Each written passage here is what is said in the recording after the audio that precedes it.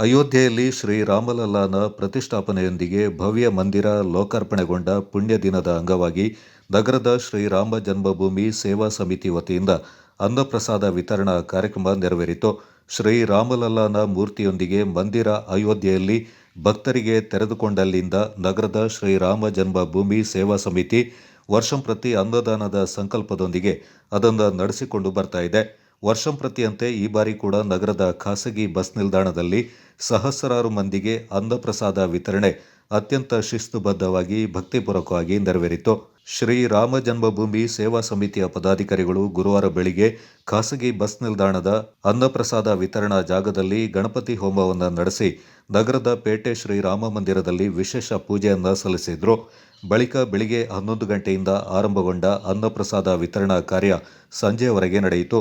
ಈ ಅವಧಿಯಲ್ಲಿ 5,000ಕ್ಕೂ ಹೆಚ್ಚಿನ ಭಕ್ತಾದಿಗಳು ಅನ್ನಪ್ರಸಾದವನ್ನು ಸ್ವೀಕರಿಸಿದ್ದು ವಿಶೇಷವಾಗಿತ್ತು. ಪದಾಧಿಕಾರಿಗಳಾದ ಪಿಡಿ ನವೀನ್, ರಘು, ಸದಾಶಿವರೈ, ಪ್ರಭುರೈ, ಆನಂದ, ಶೇಖರ್, ಪ್ರಸಾದ್ ಸಂಪಿಗೆಗಟ್ಟೆ ಮತ್ತಿತರ ಪ್ರಮುಖರು ಈ ಸಂದರ್ಭ ಪಾಲ್ಗೊಂಡಿದ್ದರು.